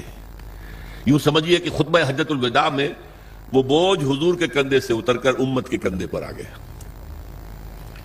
اسی لیے میں کہا کرتا ہوں سائی آف ریلیف، اے اللہ تو بھی گواہ ہے، یہ مان رہے ہیں میں نے پہنچا دیا ہے، میرے اوپر اب کوئی بوجھ نہیں۔ انا سنلقی علیک قولا ثقیلا، وہ بھاری بات کا بوجھ میرے کندھے سے اتر گیا۔ یہ شہادت ہے، اور اس کے لیے قرآن مجید میں دو جگہ آیا۔ ایک سورت ہے سورہ حج جو مکی دور کی آخری صورتوں میں سے، ایک سورت ہے سورہ بقرہ جو مدنی دور کی پہلی سورت ہے۔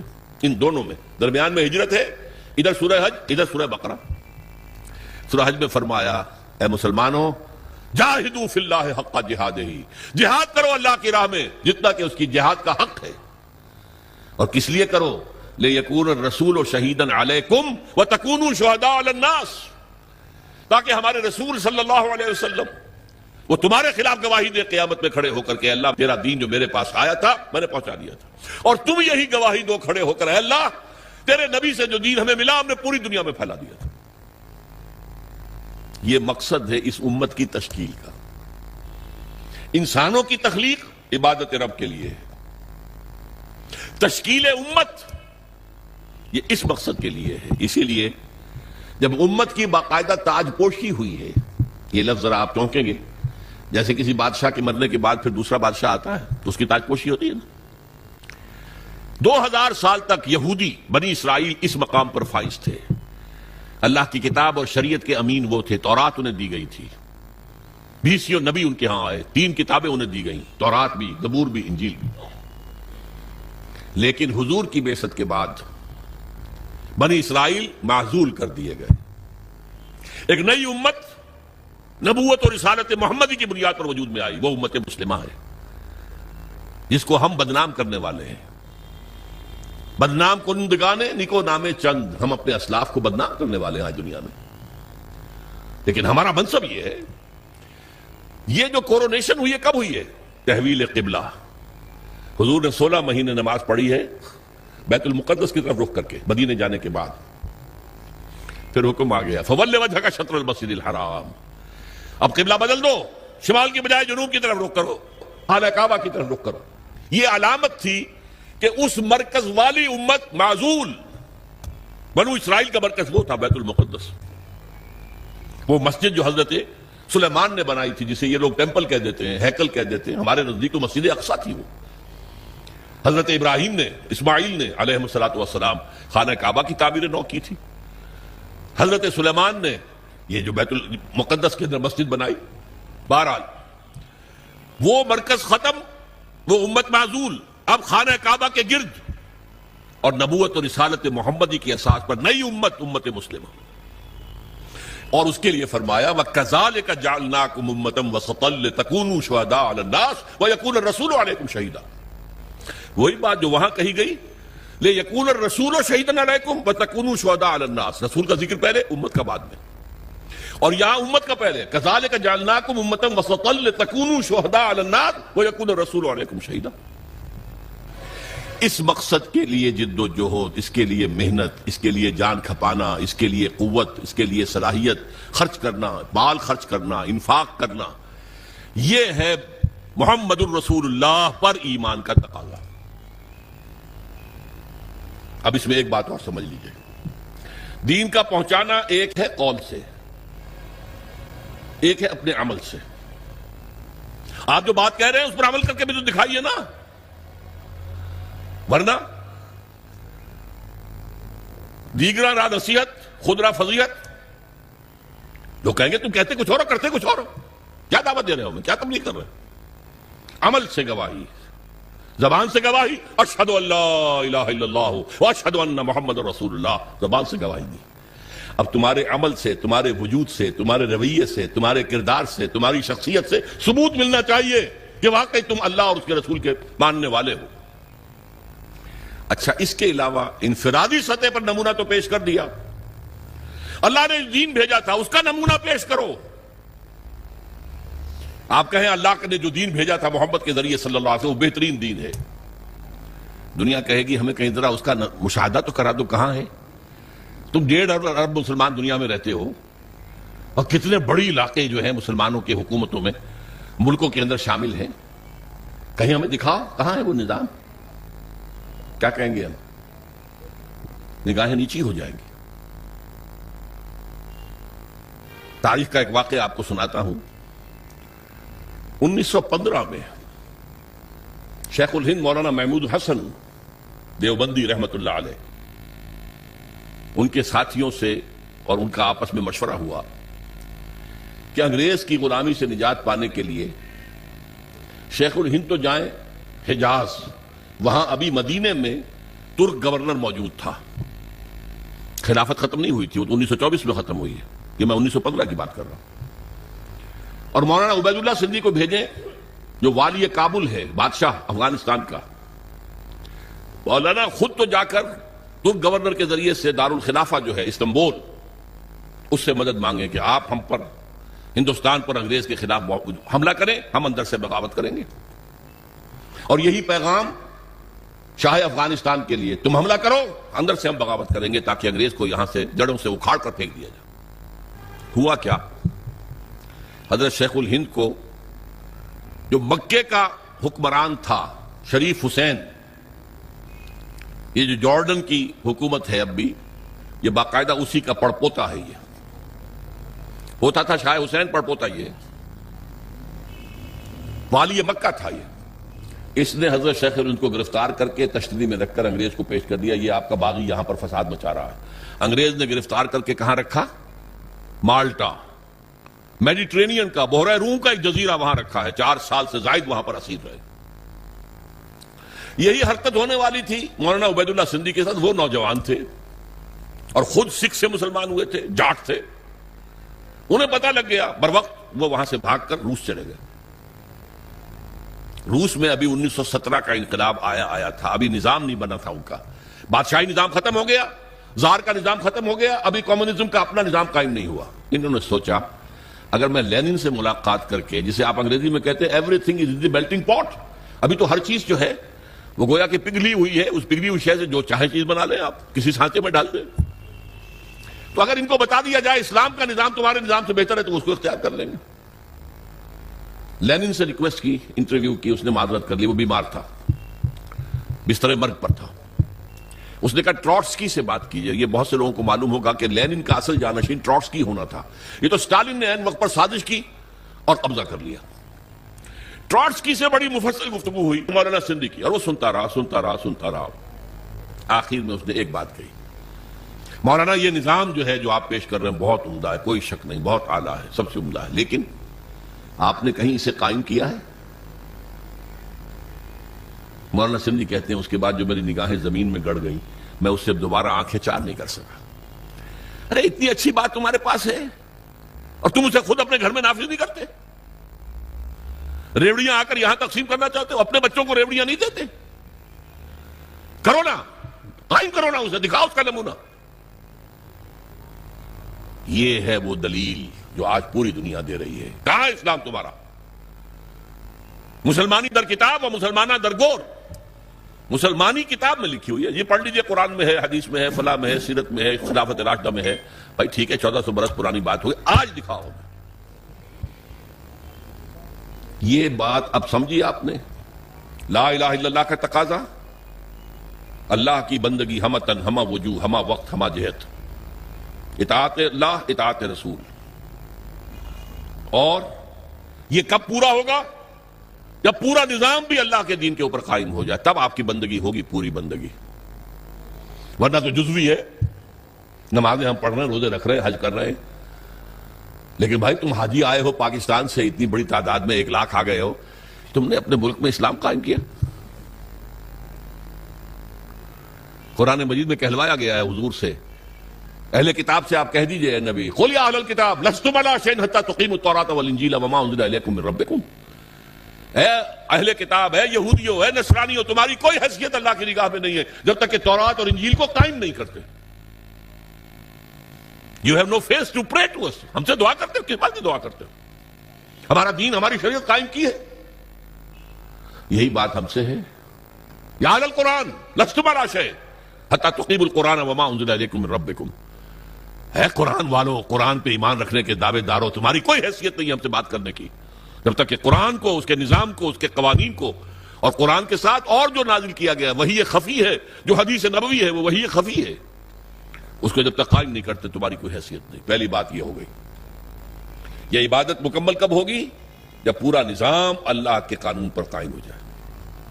محمد الرسول اللہ کا تقاضا کیا ہے؟ دین کی دعوت، دین کی تبلیغ، قول سے، عمل سے، انفرادی سطح پر، اجتماعی سطح پر. یہ اسی وقت حق ادا ہوگا جب آپ اسلام کا نظام قائم کر کے دنیا کو دکھا دیں اور آپ کہہ سکیں come and see with your own eyes. آؤ مشرق کے لوگوں، آؤ مغرب کے لوگوں، آؤ اے جاپانیوں، آؤ اے امریکیوں، آؤ دیکھو یہ نظام ہے محمد کا لایا ہوا صلی اللہ علیہ وسلم. See it with your own eyes. اس سے بہتر نظام کوئی ہو سکتا ہے؟ بتاؤ. یہاں کوئی ریپریشن ہے؟ کوئی جبر ہے؟ یہاں کوئی ایکسپلائٹیشن ہے؟ یہاں کوئی امیر غریب کا خون چوس رہا ہے؟ یہاں کوئی بھوک کے مارے خودکشی کر رہا ہے؟ آپ دیکھو نا، ایک ایک شہری کی بنیادی ضروریات کی کفالت ہم کر رہے ہیں، ایک ایک کی. یہ نظام خلافت ہے، قائم کر کے دکھاؤ نا. پھر دنیا نہ مانے تو وہ مجرم، اور تم قائم کر کے نہیں دکھا سکتے تو پھر تم مجرم ہو. دنیا کیا مانے گی؟ یہ جو 5 ریاستیں ابھی آزاد ہو گئی، مسلمان ریاستیں سینٹرل ایشیا کی، میں نے آج جمعے کے خطبے میں بھی ذکر کیا تھا کہ علامہ سید جمال الدین افغانی نے یہ کہا تھا کہ اس پاکستان کا یہ حصہ جو پاکستان میں ہندوستان سے کاٹ کر اور افغانستان شامل کر کے، اور یہ روسی ترکستان کی مسلمان جو ہیں ریاستیں، اس وقت تک ابھی کمیونسٹ ریولوشن نہیں آیا تھا. 1897 میں تو ان کا انتقال ہو گیا. کمیونسٹ ریولوشن 1917 میں آ رہا ہے، 20 برس کے بعد. اس وقت تک وہ اسلامی ریاستیں تھیں، مسلمان ریاستیں تھیں. ان کو ملا کر ایک بلاک بنا دیا جائے اور اس بلاک کے اندر پھر اسلام کی ایک جھلک دنیا کو دکھائی جائے. یہ ہے اسلام. یہ ہی تھی جس کے لیے پاکستان کی تحریک چلی تھی. پاکستان کا مطلب کیا؟ لا الہ الا اللہ. قائد اعظم نے کہا تھا، آج جمعے کے اندر میں نے اس کا کیسر بھی ہوں گے، میں نے ان کا اقتباس بھی پڑھ کر سنایا ہے جمعے کی اپنی تقریر میں. اور علامہ اقبال نے جو کہا تھا کہ یہ یقینی ہے، شدنی امر ہے کہ ہندوستان کے شمال مغرب میں ایک آزاد مسلمان ریاست قائم ہوگی، اور اگر ایسا ہو گیا تو ہمیں موقع مل جائے گا کہ دور ملوکیت، دور بنو امیہ، دور بنو عباس، سلاطین عثمانی، ان کے دور میں اسلام کے چہرے پر جو بدنما داغ اور دھبے آ گئے تھے انہیں ہٹا کر صحیح اسلام کا نقشہ پیش کر. اس کام کے لیے پاکستان بنا تھا. And we have failed utterly. بالکل ناکام ہو گئے. اسی لیے آج کی نوجوان نسل پوچھے کیوں بنایا تھا اسلام؟ وہی تہذیب جو وہاں ہے وہی یہاں ہے، وہی بینکنگ کا سسٹم جو وہاں ہے وہ یہاں ہے. وہ بلکہ ایک معاملے میں بہتر رہے، انہوں نے جاگیرداری تو فوراً ختم کر دی تھی. ہمارے تو سروں پر جاگیردار وڈیرا بیٹھا ہوا ابھی تک. وہ بہتر رہے. اس لیے وہاں عوامی سیاست ہے. یہاں عوامی سیاست کیا آئے گی؟ عوامی سیاست شہروں میں آ سکتی ہے، کراچی میں، لاہور میں، بڑے شہروں میں. باقی جو 70-80% لوگ ہیں وہ تو وڈیروں کے انگوٹھے تلے، جاگیردار وڈیرے، بڑے زمیندار، اور بلوچستان کے سردار اور سرحد کے قوانین، یہ وہی تو ہے نا. بہرحال ایک تقاضا لا الہ الا اللہ کا وہ بھی مکمل ہوتا ہے اگر پورا دین جو ہے قائم ہو اور آپ کی بندگی خالص ہو جائے اللہ کے لیے. ایک تقاضا محمد الرسول اللہ کے امتی ہونے کا صلی اللہ علیہ وسلم، کہ دین کی دعوت اور تبلیغ اور اس کی شہادت کا حق ادا کر دو. اور یہ حق بھی بتمام و کمال کب پورا ہوگا؟ جب پورا اسلام کا نظام قائم کر کے دنیا کو دکھاؤ اور بلاؤ انہیں، آؤ دیکھو دس از اسلام، دیکھ لو اس کی برکتیں، دیکھ لو یہاں کوئی ایکسپلائٹیشن نہیں ہے، یہاں کوئی ڈسکریمنیشن نہیں ہے، یہاں کوئی ریپریشن نہیں ہے، کوئی ظلم نہیں ہے. آؤ دیکھو، امن ہے، کوئی چوری نہیں ہے، کوئی ڈکیتی نہیں ہے، کچھ نہیں ہے. جب تک ہم یہ نہیں کرتے ہم رسول کے امتی ہونے کا حق ادا نہیں کر رہے. یہ جو میں نے 2 چیزیں بتائی آپ کو، لا الہ الا اللہ عبادت، اور اس کی بھی چوٹی کیا ہے؟ دین کو قائم کرنا. محمد رسول اللہ شہادت علی الناس، اس کی تکمیل بھی کب ہوگی؟ جب پورے دین کا ایک نقشہ دنیا کے سامنے عملاً پیش کر دیا جائے. یہ دونوں جڑ گئے نا. اب ایک مثلث ذہن میں رکھیے، مثلث تین اس کے ہوتے ہیں نا سائڈس، بیس ہے، بیس کے کونوں کے اوپر دونوں اینگلز کیا ہیں؟ لا الہ الا اللہ محمد الرسول اللہ۔ لا الہ الا اللہ کا تقاضا عبادت، عبادت رب، ہمہ تن، ہمہ وقت، ہمہ وجود، ہمہ جہد، اور اس کی تکمیل بھی ہوتی ہے اقامت دین پر، دین کو قائم کرو۔ اور محمد الرسول اللہ کا تقاضا شہادت علی الناس، اس کی تکمیل بھی ہوتی ہے اقامت دین پر۔ یہ دونوں بازو آ کر اوپر مل گئے تو یہ مثلث بن گئی، لا الہ الا اللہ عبادت رب، محمد الرسول اللہ شہادت علی الناس، دونوں کی تکمیل اقامت دین۔ یہ ہے وہ کام جس کے لیے کچھ تحریکیں چلیں، پچھلی صدی میں چلی ہیں، اب تو ہم 21ویں صدی میں آ گئے۔ اس سے تقریباً 200-300 برس پہلے ہم غلام تھے، کہیں ہم انگریزوں کے غلام تھے، کہیں فرانسیسیوں کے تھے، کہیں اطالویوں کے تھے، کہیں اسپینیئرز کے تھے۔ تو یہ ہماری غلامی کا دور تھا۔ پچھلی صدی کے وسط میں یہ ممالک ایک ایک کر کے آزاد ہوئے۔ 1947 میں ہم آزاد ہو گئے، ایک دو خطوں پر مشتمل پاکستان وجود میں آ گئے۔ انڈونیشیا آزاد ہو گیا، ملائیشیا آزاد ہو گیا، سیو کارنوں کی زیر قیادت تحریک چلی۔ عربوں نے بھی اٹھا اٹھا کر انگریزوں کو، فرانسیسیوں کو پھینک دیا سمندر کے اندر۔ جمال عبد الناصر نے انگریزوں کو اٹھا کر میڈیٹرینین میں پھینک دیا۔ یہ ہو گیا نا۔ تو ایک خواہش پیدا ہوئی مسلمانوں کے دل میں، جیسے کوئی شخص گہری نیند سے بیدار ہو جائے، اسے یاد آئے یہ ہم پر انگریزی نظام تھا، فرانسیسی نظام تھا، فلاں نظام تھا، اب ہم آزاد ہیں، ہم اپنے نظام کو قائم کریں۔ اب تو ہم آزاد ہیں نا، ہمارا بھی ایک نظام تھا نا جو محمد رسول اللہ نے قائم کیا تھا 1400 برس قبل، جو 30 برس کامل شکل میں جو ہے دنیا کے اندر نافذ رہا، کامل شکل میں۔ پھر رفتہ رفتہ پہلے 6ٹھی منزل گری ہے، 6 منزلہ عمارت تھی، پھر کچھ عرصے کے بعد 5ویں گری ہے، گرتے گرتے پھر وہ 0 ہوئی ہے، جبکہ آ کر ہم پر یہ مغربی قوتیں جو ہیں حکمران ہو گئی۔ لیکن تھا نا ہمارا نظام، ہمارا اپنا سیاسی نظام ہے، ہمارا اپنا معاشی نظام ہے، ہمارا اپنا سماجی نظام ہے۔ اس کے لیے ہم کوشش کریں کہ اپنے ملکوں میں اس اسلام کو قائم کریں۔ ایک ہی وقت میں یہ تحریکیں اٹھی، مظلومی پارٹی انڈونیشیا میں، جماعت اسلامی بر عظیم پاک و ہند میں، فدائین اسلام ایران میں، الاخوان المسلمون بہت بڑی تحریک مصر میں، اور وہ پورے عالم عرب میں پھیل گئی۔ بدقسمتی سے تاحال ان میں سے کسی تحریک کو کوئی کامیابی حاصل نہیں ہوئی۔ اس کے کچھ اسباب ہیں، میں صرف اشارہ کروں گا۔ ہم سے ایک تو غلطی یہ ہوئی کہ ہم نے سمجھا مسلمان ہیں تو گویا کہ ایمان بھی ہمارے دلوں میں موجود ہے، حالانکہ حقیقت یہ ہے کہ ہمارے دلوں میں ایمان موجود نہیں ہے، شہادت ہے اشہد ان لا الہ الا اللہ و اشہد ان محمد رسول اللہ۔ یہ اسلام کی جڑ ہے، اسلام تو ہے، وہ تو موروثی طور پر مل گیا ہمیں، ماں باپ ہمارے مسلمان تھے، مسلمان ہو گئے۔ دلوں میں یقین والی کیفیت نہیں ہے، جب تک وہ پیدا نہیں ہوگی، جیسا ویسا ایمان جیسا صحابہ کرام کا تھا، اس وقت تک دین قائم نہیں ہو سکتا۔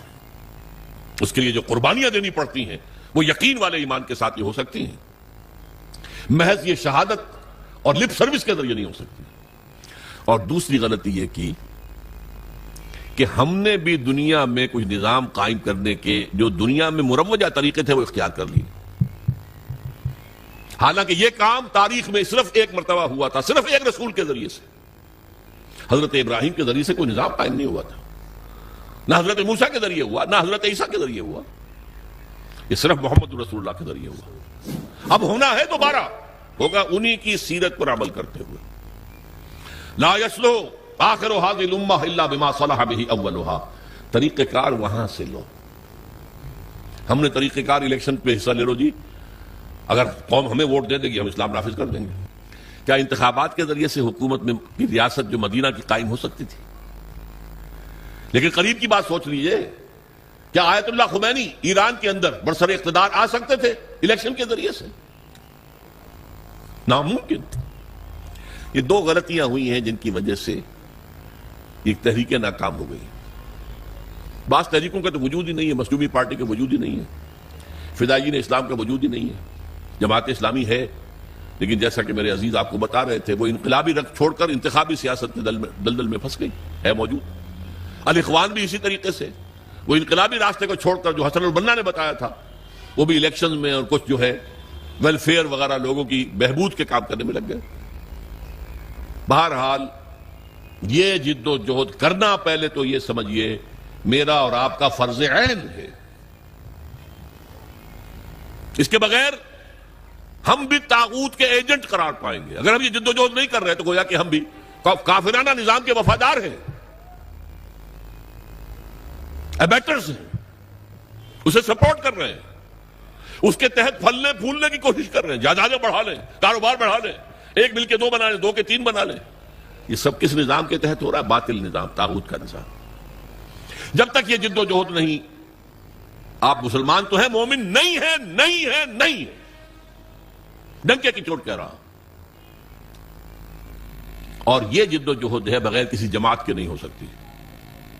جیسے نماز بغیر وضو کے نہیں ہو سکتی, وضو کرنا پڑے گا. مقصود وضو نہیں ہے, مقصود نماز پڑھنا ہے, لیکن نماز کے لیے شرط ہے وضو کرنا پڑے گا, وہ بھی فرض ہو گیا. یہ کام بغیر جماعت کے ممکن ہی نہیں. اگر اکیلا آدمی یہ کر سکتا, ہر نبی دنیا میں نظام قائم کر کے جاتا. نبی میں کوئی کمی ہوتی ہے؟ معمور من اللہ, معصوم, ہر وقت ہدایت آ رہی ہے. جب تک جماعت نہیں ہوگی سرفروشوں کی, فدائیوں کی, اس وقت تک یہ کام نہیں ہو سکتا. بدقسمتی سے جیسا کہ مجھ سے پہلے میں سن رہا تھا, عزیزم نوید احمد کہہ رہے تھے جماعت سازی بھی, ہم نے طریقے جو ہے انقلاب کا وہ بھی لوگوں سے مانگ تان کر لے لیا, اور جماعت سازی بھی. یہ صدر ہوتے ہیں, اور یہ صدر جو ہے 2 سال کے بعد اور انتخاب ہوگا, اور یہ جو ہے ہم نے ایک شورا بنائی ہے, شورا کو اختیار حاصل ہوگا صدر کی بات کو رد کر دینے کا, یا صدر کو اختیار حاصل ہوگا شورا کی بات کو رد کر دینے کا. یہ کانسٹیٹیوشن بنایا, اس کانسٹیٹیوشن پہ آپ ممبر بن گئے. یہ نظام جو ہے یہ بھی انگریز کا لایا ہوا نظام تھا. ہمارا نظام بیعت کا نظام تھا, حضور نے بیعت لی ہے. بایعنا رسول اللہ صلی اللہ علیہ وسلم علی السمع والطاعۃ فی العسر والیسر والمنشط والمکرہ وعلی اثرۃ علینا وعلی لا ننازع الامر اہلہ وعلی ان نقول بالحق اینما کنا لا نخاف فی اللہ لومۃ لائم. یہ متفق علیہ حدیث ہے, بخاری اور مسلم دونوں کی. اور جس حدیث کی صحت پر یہ دونوں بزرگ امام بخاری امام مسلم متفق ہو جائیں, جسے ہم متفق علیہ کہتے ہیں, وہ روایت کے اعتبار سے قرآن کے درجے کو پہنچ جاتی ہے. ہم نے بیعت کی تھی, حضرت عبادہ ابن ثابت فرماتے ہیں اللہ کے رسول سے آپ کا ہر حکم سنیں گے اور اطاعت کریں گے, خواہ مشکل ہو خواہ آسان ہو, خواہ ہماری طبیعتیں آمادہ ہو خواہ ہم اپنی طبیعتوں پر جبر کرنے پر مجبور ہو جائیں, خواہ آپ دوسروں کو ہم پر ترجیح دے دیں. ہم یہ نہیں کہیں گے کہ ہم آپ کے پرانے خادم تھے, ہمیں چھوڑ کر آپ نے ایک نیو کمر کو ہمارے اوپر امیر کیسے بنا دیا. نہیں, یہ آپ کا پریروگیٹو ہوگا, یہ آپ کا اختیار ہوگا, جسے چاہے امیر بنائیں. جسے امیر بنائیں گے ان سے بھی جھگڑیں گے نہیں, ان کی بھی اطاعت کریں گے. البتہ جہاں بھی ہوں گے جو ہماری رائے ہوگی وہ ضرور پیش کر دیں گے. یہ بیعت تھی جو محمد رسول اللہ نے دی صلی اللہ علیہ وسلم سے, اس کی بنیاد پر وہ جماعت بنی ہے, سب اطاعت والی جماعت. سنو اور اطاعت کرو. اور اس کے بعد طریقہ کیا ہوگا؟ جو لوگ جن کے اندر ایمان حقیقتاً پیدا ہو جائے, اس کا ثبوت کیا ہوگا؟ کم سے کم اس شریعت پر تو عمل کریں جس پر عمل کیا جا سکتا ہے.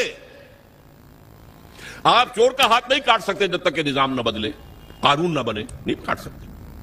زانی کو رجم نہیں کر سکتے جب تک کہ یہ قانون نہ بنے. لیکن آپ اچھا سود سے بالکل نہیں بچ سکتے, وہ آپ کے اندر جائے ہی جائے, لیکن براہ راست تو سود سے بچ سکتے ہیں. سودی قرضہ مت لو, سود بینک کے پیسے رکھوا کر سود مت کھاؤ, یہ تو کر سکتے ہو. گھروں میں پردہ تو نافذ کر سکتے ہو. ابھی تو کوئی, جیسا کہ میں نے کہا تھا, کوئی مصطفیٰ کمال پاشا اس ملک میں ابھی تک پیدا نہیں ہوا, اور کوئی رضا شاہ پہلوی نہیں آیا یہاں پر کہ جو لوگوں کے برقعے زبردستی اتروا دے. پاکستان میں تو ابھی تک ہی مرحلہ نہیں آیا, شاید آ جائے خدا نہ خواستہ ہماری شامت اعمال سے. اگر اس شخص کو زیادہ وقت مل گیا تو وہ وقت میرے نزدیک دور نہیں ہے. ابھی زبانی کلامی وہ ریڈیکیول کر رہے ہیں. جو عورتوں کی رنگی رانے نہیں دیکھ سکتے وہ اپنی آنکھیں بند کر لیں. انا للہ و انا الیہ راجعون. ہماری لڑکیاں, جوان لڑکیاں تو کھیلیں گی, ہاکی کھیلیں گی, کرکٹ کھیلیں گی نکریں پہن کر. جو نہیں دیکھ سکتے اپنی آنکھیں بند کر لیں. یہ باتیں تو شروع ہو گئی ہیں نا, اور یہ انتہا پسند ہے. اسلام کے پر عمل کرنا انتہا پسندی ہے. بہرحال جب تک ہمارے پاس اتنی طاقت نہیں ہو جاتی کہ ہم حکومت سے ٹکر بول لے سکیں, لیکن وہ ٹکر اسلام کی بنیاد پر ہو, اسلام کی بنیاد پر. ہمارے ہاں ٹکریں لی گئی ہیں جمہوریت کے نام پر. ایوب خان سے ٹکر لی گئی جمہوریت کے بنیاد پر. اس کے وطن سے برآمد ہو گئے ذوالفقار علی بھٹو صاحب, ان سے ٹکر لی گئی پی این اے کی بنیاد پر. وہ بھی الیکشن کا مسئلہ تھا, الیکشن میں ریگنگ ہوئی ہے اس پر. اسلام کی بات نہیں تھی. پی این اے پاکستان نیشنل الائنس تھا, اس میں اسلام کا نام ہی نہیں تھا. اور اسے بعد میں نظام مصطفیٰ تحریک کیا گیا تاکہ مسلمان قربانیاں دے گا تو وہ محمد کے نام پر دے گا صلی اللہ علیہ وسلم. اسی طرح آپ کو معلوم ہے کہ اب جو چل رہا ہے کاروان جمہوریت چل رہا ہے. خدا کے بندوں, کاروان اسلام چلاؤ. جمہوریت تو اپنی اصل کے اعتبار سے کفر ہے. جمہوریت کا اصول کیا ہے؟ پاپولر ساورنٹی, عوام کے ہاتھ میں حاکمیت ہے, وہ جو چاہیں قانون بنائیں, ان کے نمائندے جو ہیں وہ جو چاہیں گے قانون بنائیں گے. یہ تو کفر ہے, شرک ہے. اللہ اور اس کے رسول کے قوانین کے اندر اندر جمہوریت ہو سکتی ہے. Absolute democracy based on the principle of popular sovereignty is کفر, از شرک. بہرحال اسلام کے نام پر پھر تحریک چلے گی. یہ چیز حرام ہے, بند کرو, یہ بینک بند کرو, نہیں تو ہمارے ہم گھیراؤ کریں گے, نہیں چلنے دیں گے, ہم مارو, ہمیں ہمارے سینوں کے اوپر گولیاں چلاؤ. شہادت ہے مطلوب مقصود مومن نہ مال غنیمت نہ کشور کشائی. اگر ہمارے پاس اتنی طاقت ہو, اگر 2-4 لاکھ افراد ایسے ہو جائیں جو نمبر 1 اپنے وجود پر اور اپنے گھر میں اسلام نافذ کرتے ہیں, اپنی معاشرت اور اپنی معیشت اس میں کوئی حرام شے باقی نہ رہنے دیں. نمبر 2 کسی ایک شخص سے بیعت کریں اور اس کے ساتھی بن جائیں. We are with you. آپ جو حکم دیں گے بشرطے کہ شریعت کے دائرے سے خلاف نہ ہو, مانیں گے. مشورہ ضرور دیں گے, جہاں بھی ہوں گے مشورہ دیں گے, اپنی رائے ظاہر کر دیں گے.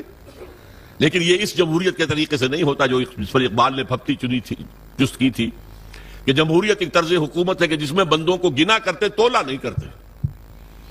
گنتی ہو گئی, 10 ادھر ہیں, 11 ادھر ہیں, 11 کی بات صحیح, 10 کی بات غلط.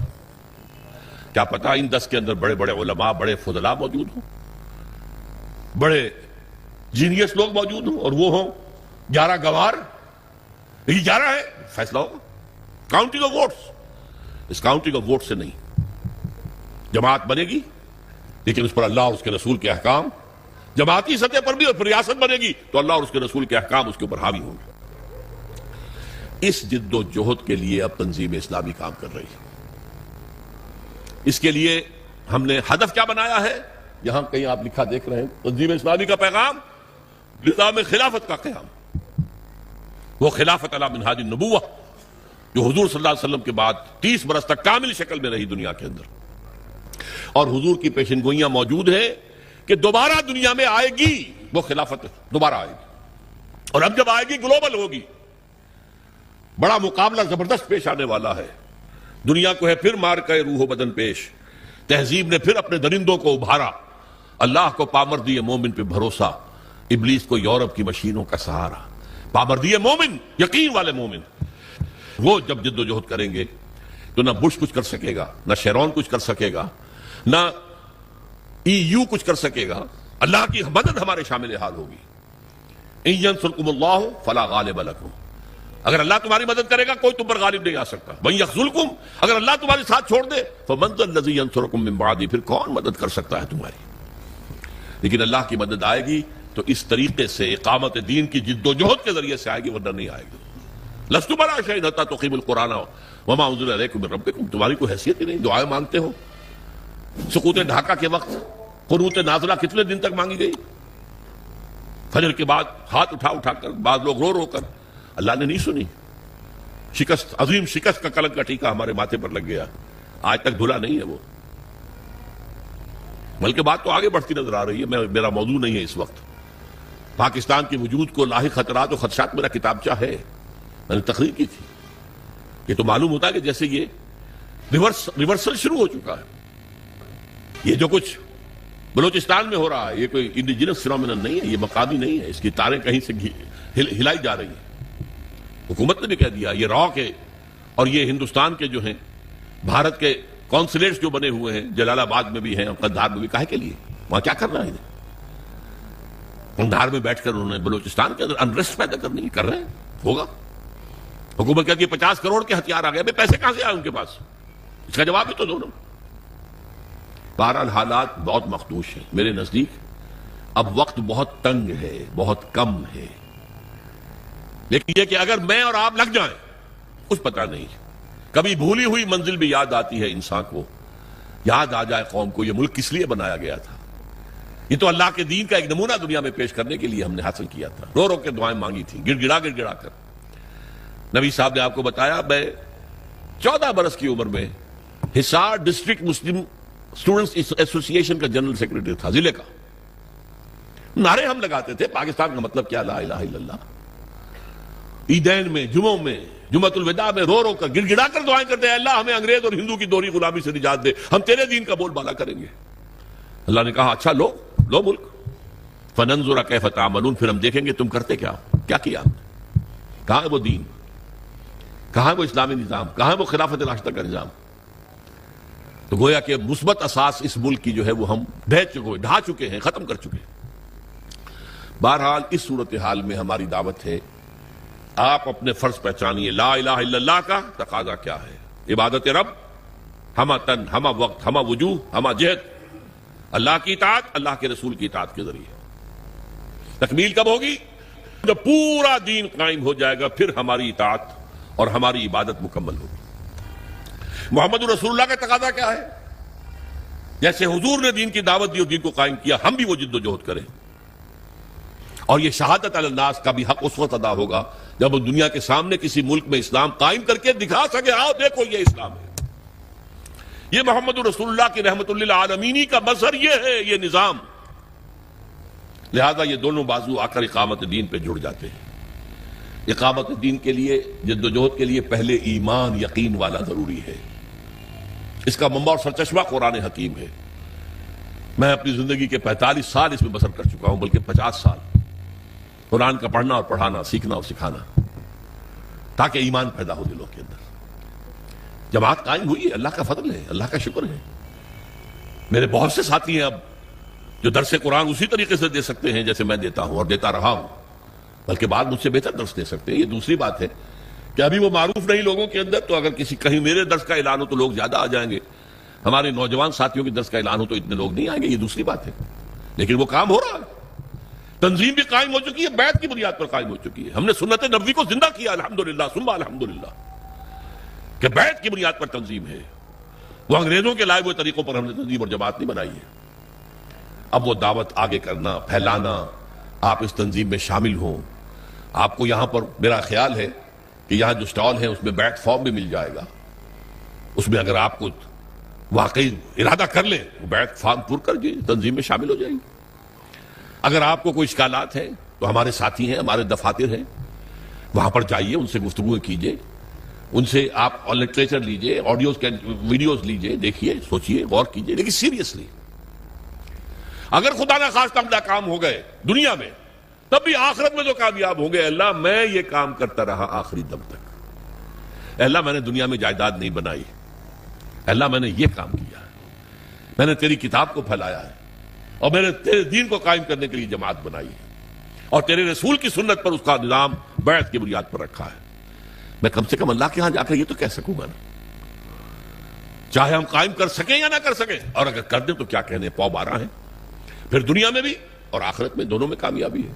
ورنہ آخرت کی کامیابی تو کہیں نہیں گئی. دنیا میں اگر ہم نہیں کامیاب ہوتے اور اسلامی انقلاب نہیں آتا, اور خدا نہ خواستہ یہ ملک بھی ختم ہو جاتا جس کے آثار اب بہت قوی ہیں, تو بہرحال ہم آخرت کا سوار لیں گے اگر ہم اس کام کے اندر تن من دھن لگاتے رہے. جیسے قرآن میں کہا گیا ہے, قل ان صلاتی و نسکی و محیایا و مماتی للہ رب العالمین, کہہ دو میری نماز, میری قربانی, میرا جینا, میرا مرنا سب اللہ کے لیے, میری زندگی کا مقصد تیرے دین کی سرفرازی, میں اسی لیے مسلمان, میں اسی لیے نمازی.